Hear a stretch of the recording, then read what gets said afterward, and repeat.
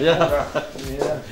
Je hebt de oranje dagen nogal wat dienen om de jongerijn naar het stemlokaal te krijgen. Waarom? Nou, net alleen de jongerijn, Elsenien. Want ik vind dat Elsenien even in het hokje zit en dan moet er even daar zijn stem uitbrengen. Tegenwichtig.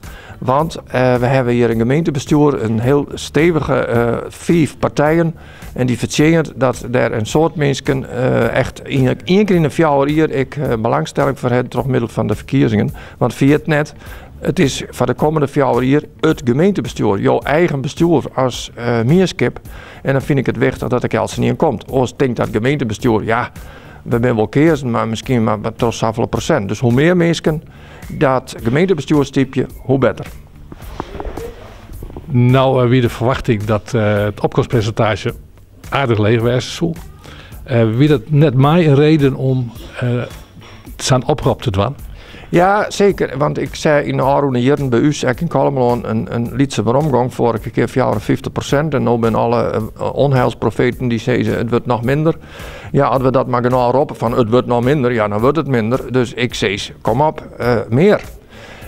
Dus dat weet ik een van mijn insteek. Maar we hebben het ook maar qua in de gemeente zijn. We moeten eigenlijk toch een actie vieren om de belangstelling voor de verkiezingen op te roepen. En zo waren er die actie.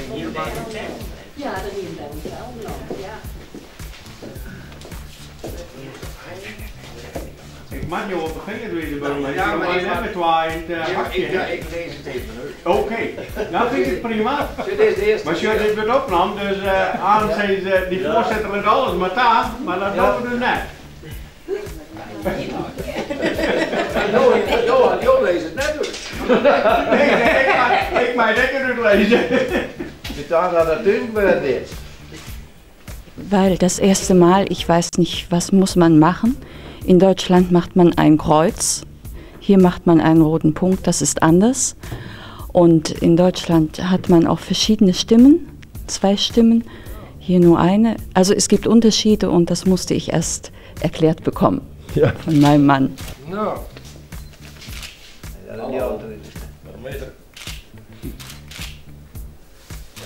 No. Wat belangrijk is dat? Das ist passiert. Ja, dat is nou. Und wir es nicht mehr rückgängig machen.